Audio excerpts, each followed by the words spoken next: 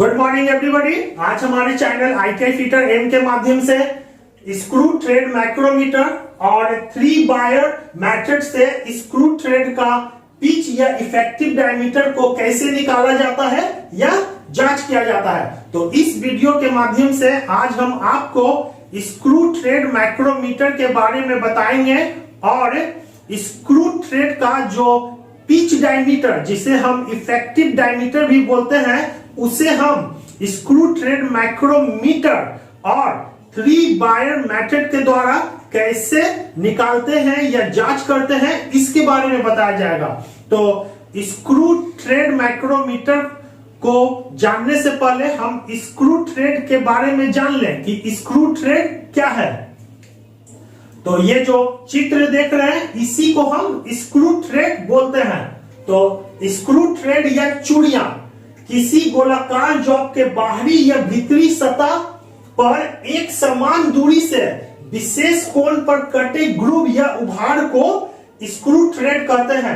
यहां हम चित्र में देख रहे हैं इसी को हम स्क्रू थ्रेड मतलब चूड़ियां कहते हैं, इसी को स्क्रू थ्रेड बोलते हैं। तो स्क्रू थ्रेड क्या हो गया? किसी गोलाकार जॉब के बाहरी या भीतरी सतह पर, यहां हम देख रहे हैं कि यह एक गोलाकार जॉब है, तो किसी गोलाकार जॉब के बाहरी या भीतरी सतह पर एक समान दूरी से विशेष कोण पर कटे हुए ग्रूव या उभार को स्क्रू थ्रेड कहते हैं। तो ये देखिए, यह हो गया बाहरी गोलाकार सतह पे गुना कटा हुआ है और ये हो गया अंदर गोलाकार सतह पे गुना कटा हुआ है।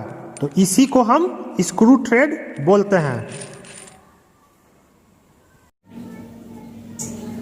बड़ा व्यास मेजर डायमीटर, तो स्क्रू का सबसे बड़े व्यास को मेजर डायमीटर कहते हैं। यहां हम चित्र में देख रहे हैं यह एक स्क्रू का चित्र है और इसके जो सबसे बड़ा व्यास है, ठीक है, यहां देख रहे हैं B, तो इसी को हम बड़ा व्यास मतलब मेजर डायमीटर बोलते हैं। बड़ा व्यास, स्क्रू थ्रेड का बड़ा व्यास किसे बोलते हैं? तो स्क्रू का सबसे बड़े व्यास को मेजर डायमीटर या बड़ा व्यास बोलते हैं। जैसे ये देख रहे हैं यह एक स्क्रू है और इसका जो बाहर वाला डायमीटर है अगर हम इसे नापते हैं तो इसी को हम स्क्रू का बड़ा व्यास मतलब मेजर डायमीटर बोलते हैं। यहां स्क्रू का एक बड़ा रूप दिखाया गया है, तो इसमें बड़ा डायमीटर हो गया जब यहां से लेकर यहां तक के डिस्टेंस को नापते हैं तो इसे हम स्क्रू का बड़ा व्यास मतलब मेजर डायमीटर बोलते हैं। छोटा व्यास, ठीक है, तो स्क्रू के सबसे छोटे व्यास को माइनर डायमीटर मतलब छोटा व्यास बोलते हैं। तो चित्र में यहां देखिए ये जो देख रहे हैं A, तो इसी को हम छोटा व्यास बोलते हैं, ठीक है। स्क्रू का छोटा व्यास मतलब माइनर डायमीटर क्या है? तो स्क्रू के सबसे छोटे व्यास को माइनर डायमीटर बोलते हैं। जैसे यह एक स्क्रू हो गया और इसमें जो ग्रूव कटा हुआ है अगर हम इसे नापेंगे अंदर के भाग को तो इसे ही हम छोटा व्यास बोलते हैं, माइनर डायमीटर। और छोटा व्यास, तो यहां देख रहे हैं कि यह स्क्रू का एक रूपरेखा है, ठीक है, और इसमें छोटा व्यास क्या हो गया? छोटा व्यास हो गया जो यहां हम देख रहे हैं ये इस जगह से लेकर अगर हम इस जगह इस दोनों के बीच के डिस्टेंस को जब हम नापते हैं तो इसे हम स्क्रू का छोटा व्यास मतलब माइनर डायमीटर बोलते हैं। ये डिस्टेंस ये हो गया माइनर डायमीटर। और बड़ा व्यास हो गया जब हम यहां से लेकर इस जगह से लेकर इस जगह मतलब बाहर जब हम इसे नापते हैं तो इसे हम बड़ा व्यास बोलते हैं। फिर आ जाइए प्रभावी व्यास, इफेक्टिव डायमीटर या पिच डायमीटर। तो यह स्क्रू थ्रेड पर एक काल्पनिक व्यास होता है जो चूड़ी के बड़े व्यास और छोटे व्यास के बीच स्थित रहता है। तो यहां देखिए स्क्रू का सबसे बड़ा व्यास हो गया जो ये देख रहे हैं B, सबसे बड़ा व्यास, और यहां जो ये जो देख रहे हैं, ठीक है, तो ये हो गया छोटा व्यास। तो छोटे व्यास और बड़े व्यास के बीच में एक काल्पनिक रेखा गुजरती है, ठीक है, तो इसी को हम पिच डायमीटर बोलते हैं, ठीक है। तो पिच डायमीटर का फॉर्मूला है मेजर डायमीटर, मतलब बड़ा व्यास minus single depth of thread, मतलब सिंगल चूड़ी की गहराई। और ये जो इफेक्टिव या पिच डायमीटर है, इसी को हम स्क्रू थ्रेड माइक्रोमीटर से कैसे निकालेंगे इसके बारे में बताया जाएगा। पिच डायमीटर या इफेक्टिव डायमीटर किसे बोलते हैं? तो यह स्क्रू थ्रेड पर एक काल्पनिक व्यास होता है जो चूड़ी के बड़ा व्यास मतलब मेजर डायमीटर और छोटा व्यास माइनर डायमीटर के बीच स्थित रहता है। पिच डायमीटर या इफेक्टिव डायमीटर, तो यहां हम देख रहे हैं जो यह स्क्रू है, स्क्रू का बड़ा रूप है। तो पिच डायमीटर किसे बोलते हैं? स्क्रू का बड़ा व्यास। तो ये जो देख रहे हैं ये हो गया बड़ा व्यास, और ये जो देख रहे हैं इसे बोलते हैं छोटा व्यास मतलब माइनर डायमीटर। और इस दोनों के बीच में, ये जो देख रहे हैं इस दोनों के बीच में एक काल्पनिक व्यास होता है, ठीक है, काल्पनिक डायमीटर। तो इससे ही हम पिच डायमीटर या इफेक्टिव डायमीटर बोलते हैं।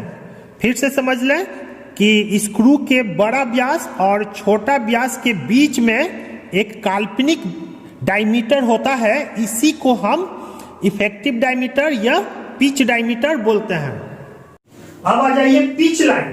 तो चूड़ियों के गहराई के मध्य से निकलती हुई रेखा पिच लाइन कहलाती है। तो यहां देखिए जो यह पिच डायमीटर है, तो इससे एक लाइन जो गुजरती है, ये देखिए जो लाइन गुजर रही है बड़ा व्यास और छोटा व्यास के बीच में, तो इसे ही हम पिच लाइन बोलते हैं। पिच लाइन किसे बोलते हैं? तो चूड़ी की गहराई के मध्य से निकलती हुई रेखा पिच लाइन कहलाती है। तो ये जो देख रहे हैं क्या है? चूड़ी की गहराई, ये देखिए चूड़ी की गहराई है और इसके बीच से जो रेखा क्रॉस करती है इसी को हम पिच लाइन बोलते हैं।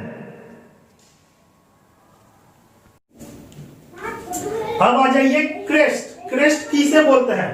तो स्क्रू थ्रेड के ऊपरी सतह जहां दोनों साइडें मिलती है उसे हम क्रेस्ट बोलते हैं। तो ये देखिए स्क्रू थ्रेड का ऊपरी सतह, यहां जो देख रहे हैं ऊपर वाला सतह, जहां दोनों साइडें क्या हो रहा है यहां पे मिल रहा है, तो इस भाग को हम क्रेस्ट बोलते हैं।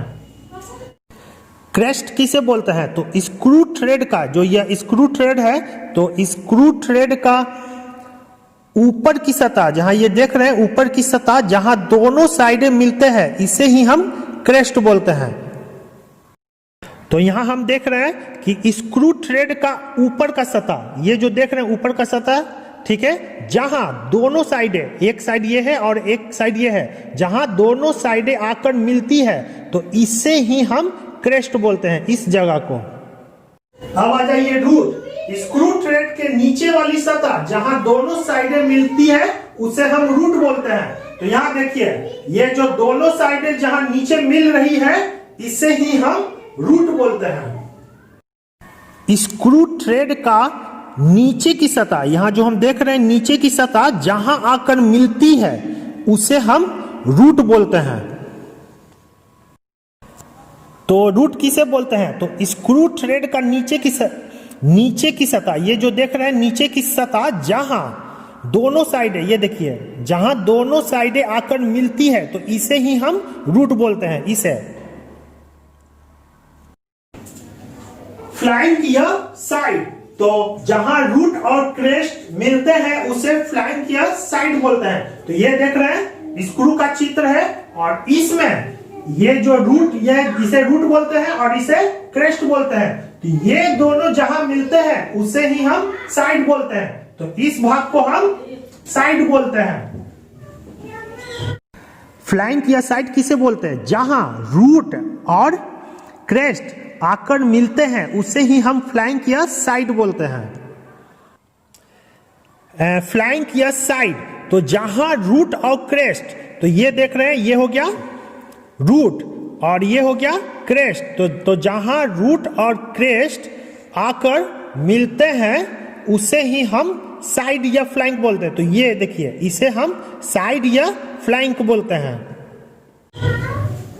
डेप्थ ऑफ थ्रेड, चूड़ी की गहराई। तो चूड़ी के क्रेस्ट और रूट के बीच लंब रूप में मापी गई दूरी को चूड़ी का गहराई कहते हैं। तो ये जो देख रहे हैं चूड़ी का ये क्रेस्ट है और यह रूट है, और दोनों के बीच लंब रूप में मापी गई दूरी को क्या कहते हैं? चूड़ी की गहराई।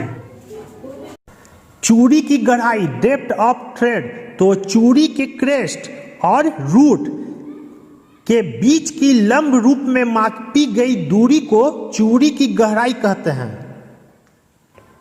चूड़ी की गहराई, तो चूड़ी के क्रेस्ट, ये जो देख रहे हैं यह हो गया चूड़ी का क्रेस्ट, और चूड़ी के रूट, तो ये हो गया चूड़ी के रूट के बीच लंब रूप में मापी गई दूरी को, यहां से अगर हम लंब रूप में दोनों के बीच दूरी को मापते हैं तो इससे ही हम चूड़ी का गहराई बोलते हैं, depth of thread. Screw thread micrometer, ठीक है। तो ये जो चित्र देख रहे हैं इसी को स्क्रू थ्रेड माइक्रोमीटर बोलते हैं। तो स्क्रू थ्रेड माइक्रोमीटर का उपयोग स्क्रू थ्रेड के प्रभावी व्यास या पिच डायमीटर, जिसे हम इफेक्टिव या पिच डायमीटर बोलते हैं, को मापने के लिए किया जाता है। तो यहां हम देख रहे हैं यह स्क्रू थ्रेड माइक्रोमीटर है, और इसमें ये जो देख रहे हैं यह एक स्क्रू लगा हुआ है, और इस स्क्रू का जो इफेक्टिव डायमीटर या पिच डायमीटर होता है इससे हम स्क्रू थ्रेड माइक्रोमीटर के द्वारा नापते हैं। तो हम जानते हैं कि इफेक्टिव डायमीटर या पिच डायमीटर क्या होता है। तो स्क्रू के बड़े व्यास और छोटे व्यास के बीच वाले डायमीटर को हम इफेक्टिव डायमीटर या पिच डायमीटर बोलते हैं। तो इसी को मापने के लिए स्क्रू थ्रेड माइक्रोमीटर का प्रयोग किया जाता है।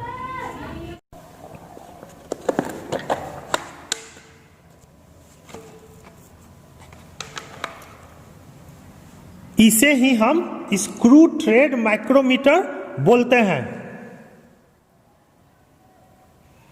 यहां पर अलग अलग कंपनी का 2 स्क्रू थ्रेड माइक्रोमीटर है।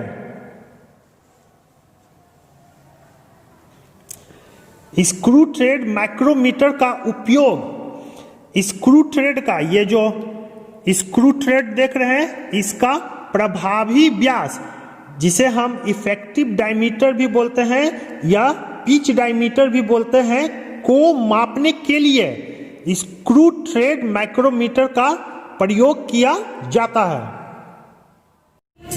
यह माप, मतलब जो यह इफेक्टिव डायमीटर या पिच डायमीटर है, बहुत महत्वपूर्ण है, क्योंकि पिच रेखा के सीध में चूड़ी के फ्लैंक या साइड का क्षेत्र वह स्थान है जहां चूड़ियों के मिलने वाले भागों पर बलों का सर्वाधिक प्रेषण होता है। मतलब जो यह पिच डायमीटर है, तो ये देखिए ये पिच लाइन गुजर रहा है, और इसमें जब नट और बोल्ट का प्रयोग करते हैं तो वहां पे जो पिच लाइन पर माने बलों का अधिक दबाव होता है। तो इसलिए मतलब जो पिच डायमीटर या इफेक्टिव डायमीटर है वह महत्वपूर्ण होता है।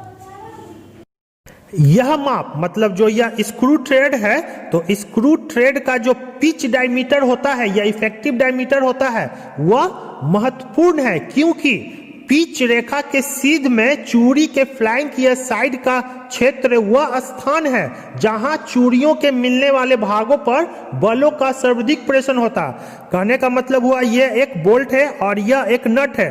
अगर हम दोनों को कसते हैं और टाइट करते हैं तो दोनों का जो इफेक्टिव डायमीटर है उस पर बलों का अधिक दबाव होता है, इसलिए नट और बोल्ट का जो इफेक्टिव डायमीटर होता है वह महत्वपूर्ण होता है। बनावट में यह समान माइक्रोमीटर के जैसा ही होता है, लेकिन इसमें एनविल को बदलने की सुविधा होता है। मतलब जो यह स्क्रू थ्रेड माइक्रोमीटर है यह साधारण आउटसाइड माइक्रोमीटर की तरह ही होता है, लेकिन इसमें जो एनविल लगा होता है इसे हम बदल सकते हैं। ये जो देख रहे हैं एनविल है, इसे हम एक एनविल यहाँ पे लगा सकते हैं और एक यहाँ पे हम लगा सकते हैं। ये जो स्क्रू थ्रेड माइक्रोमीटर है, इसका बनावट सामान्य माइक्रोमीटर के जैसा ही होता है। ये देखिए, यह एक स्क्रू थ्रेड माइक्रोमीटर है और यह एक सिंपल आउटसाइड माइक्रोमीटर है। दोनों का बनावट सेम होता है। इसमें जो स्लीव या थिम्बल पे मार्किंग किया हुआ है स्क्रू थ्रेड माइक्रोमीटर में, वही मार्किंग साधारण आउटसाइड माइक्रोमीटर के स्लीव और थिम्बल पे किया हुआ है और इसका भी रीडिंग उसी प्रकार लिया जाता है। स्क्रू थ्रेड माइक्रोमीटर का रीडिंग भी उसी प्रकार लिया जाता है जिस प्रकार हम आउटसाइड माइक्रोमीटर का रीडिंग लेते हैं। लेकिन स्क्रू थ्रेड माइक्रोमीटर में एनविल को बदलने का सुविधा होता है। यहां देखिए, ये जो एनविल है,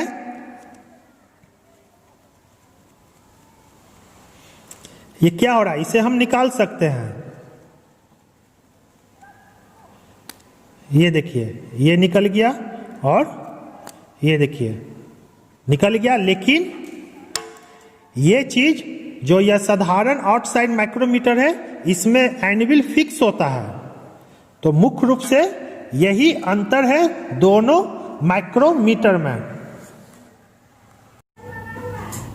एनविल को निकालकर पुनः लगाया जा सकता है तथा विभिन्न प्रणाली के थ्रेड जैसे मीट्रिक थ्रेड जो 60 डिग्री का होता है, ब्रिटिश थ्रेड 55 डिग्री का होता है, के प्रोफाइल और पिच। तो पिच किसे कहते हैं? दो दांतों की बीच की दूरी को पिच कहते हैं। तो विभिन्न स्क्रू में विभिन्न प्रकार के पिच होते हैं। तो पिच होगा 1.5, 2, 3.5 या 6 mm का पिच होता है। तो उसके अनुसार एनविल को हम बदल सकते हैं। जैसे मीट्रिक थ्रेड 60 डिग्री को अगर हमें चेक करना है और पिच है 3.5 से 5 mm, तो ये एनविल को हम सिलेक्ट करके हम यहां इस जगह पे लगाते हैं।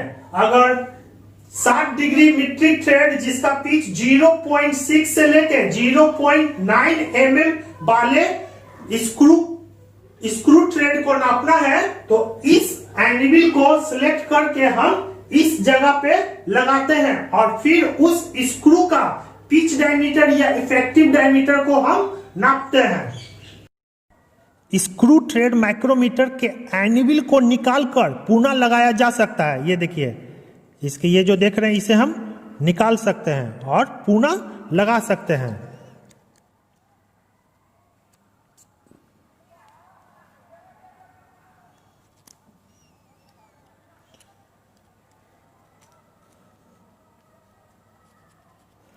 तथा विभिन्न प्रणाली के थ्रेड जैसे मीट्रिक थ्रेड और ब्रिटिश थ्रेड की प्रोफाइल, जो मीट्रिक थ्रेड 60 डिग्री का होता है और ब्रिटिश थ्रेड 55 डिग्री का होता है, और पिच जैसे 1.5 mm या 2 mm या 3.5 mm या 6 mm के अनुसार इसे निकालकर हम बदल सकते हैं। जैसे ये देखिए, इसे हम निकालें और दोनों को निकाल दिए और एक दूसरा एनविल को इसके अंदर हम सेट करते हैं। ये देखिए, ये और ये।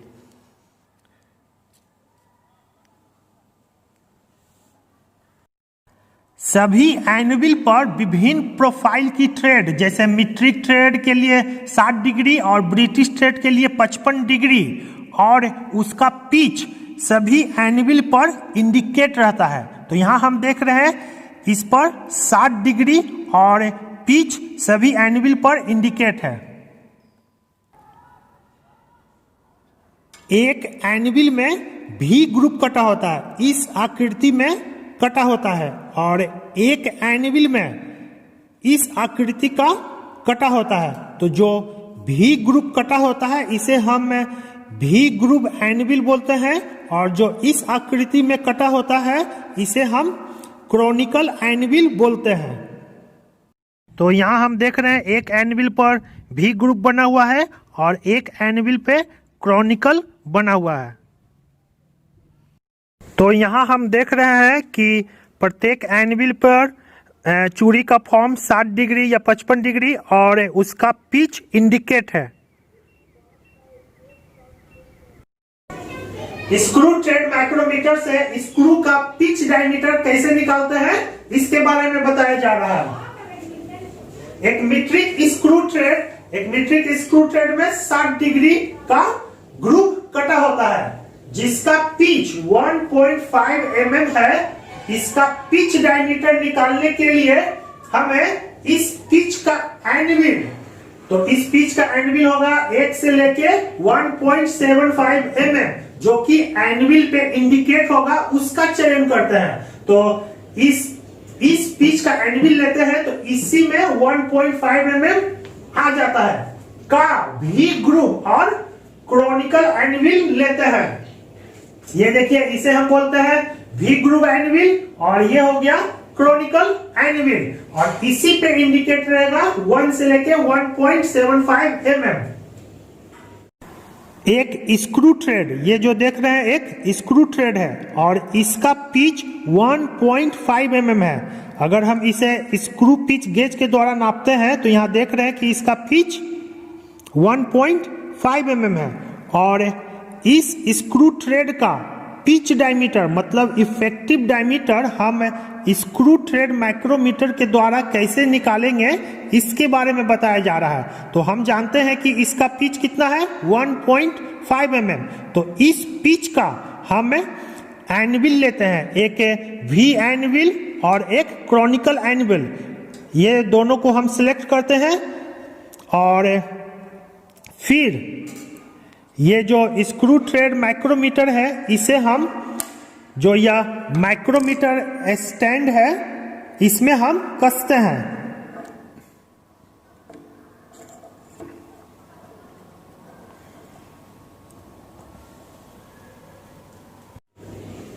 फिर वी एनविल को बाएं साइड और क्रोनिकल एनविल को स्पिंडल के होल में लगाते हैं। जो यह वी एनविल है इसे हम बाएं साइड और क्रोनिकल एनविल को माइक्रोमीटर के स्पिंडल के बने होल में लगाते हैं। फिर भी एनविल, ये जो देख रहे हैं इसमें भी ग्रुप कटा हुआ है तो भी एनविल को बाएं साइड, तो हम इसे कहां लगा रहे हैं बाएं साइड, इसे बाएं साइड लगाएं। और ये जो क्रोनिकल एनविल है इसे हम माइक्रोमीटर के स्पिंडल, ये जो माइक्रोमीटर का स्पिंडल है इसमें लगाएं।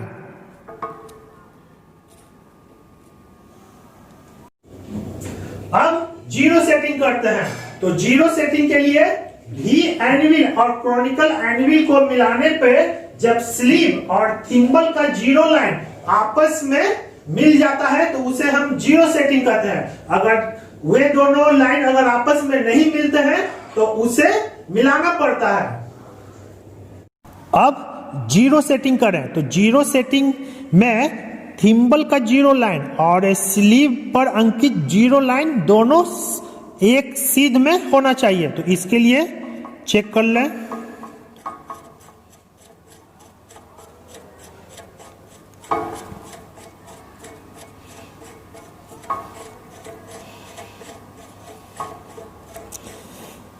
और इसे ढीला रखें, ये देखिए।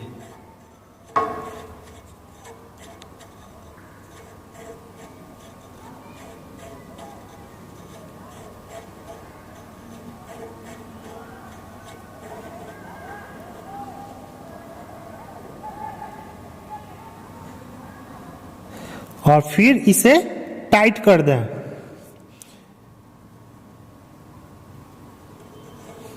तो यहां हम देख रहे हैं कि दोनों एनविल आपस में जब मिलते हैं तो थिम्बल का जीरो लाइन, ये देखिए यहां पे थिम्बल का जीरो लाइन और स्लिप पे अंकित जीरो लाइन दोनों एक सीध में है और यहां पे दोनों टच कर रहा है। तो इसी को जीरो सेटिंग बोलते हैं। स्क्रू थ्रेड माइक्रोमीटर का ये जो एनविल है यह आगे पीछे होता है। यहां देखिए, अगर हम इसे खोलते हैं तो ये देखिए, ये देखिए, ये क्या हो गया, ये निकल गया और इसी में यह भी ग्रुव एनिविल फिक्स होता है।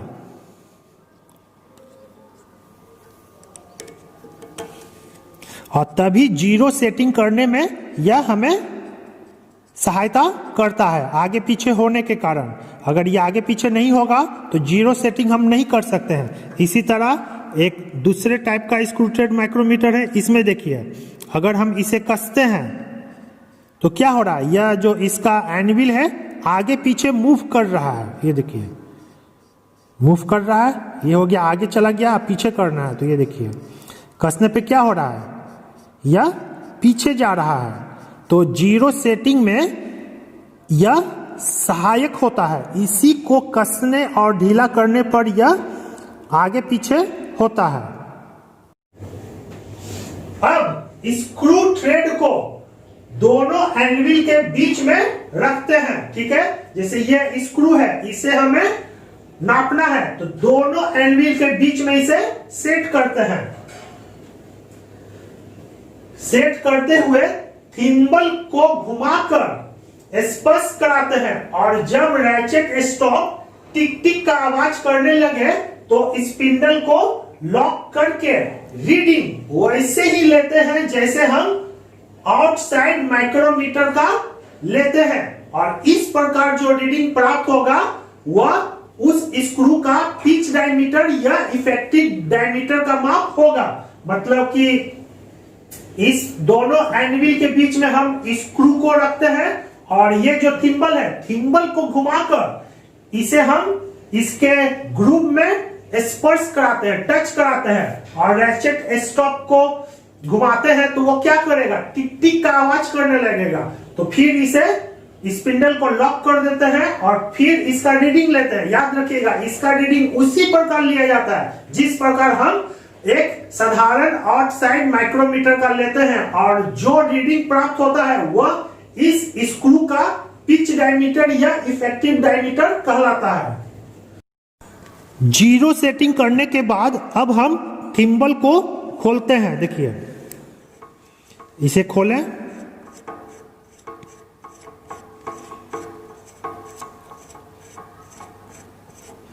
और इतना खोला जाता है ताकि ये जो स्क्रू थ्रेड है इसके अंदर सेट हो जाए।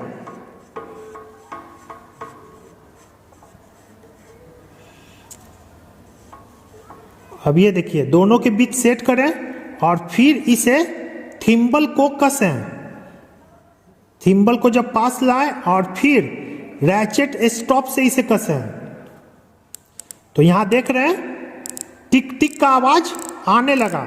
जब टिक टिक का आवाज आने लगे तो इसे स्पिंडल को लॉक कर दें और स्पिंडल को लॉक करके हम इसका कुल रीडिंग पढ़ते हैं। तो इसका कुल रीडिंग उसी तरह पढ़ा जाता है जिस प्रकार हम आउटसाइड माइक्रोमीटर का पढ़ते हैं और जो कुल रीडिंग आएगा वही इस स्क्रू थ्रेड का इफेक्टिव डायमीटर या पिच डायमीटर कहलाएगा। अब हम कुल रीडिंग पढ़ेंगे तो कितना है, तो यहां हम देख रहे हैं मेन डिवीजन कितना पार है 1 2 3 4 5 6 7 8 9। तो मेन डिवीजन बराबर 9, तो यहां 1 mm इंटू 9 बराबर 9 mm। फिर हम देखेंगे सब डिवीजन कितना पार है, तो यहां हम देख रहे हैं कि सब डिवीजन दिखाई नहीं दे रहा, तो सब डिवीजन बराबर 0। तो 0.5 mm इंटू 0 बराबर 0 mm।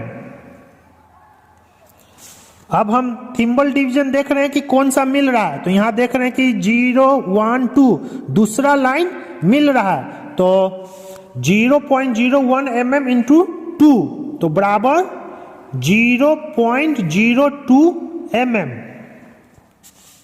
और अब हम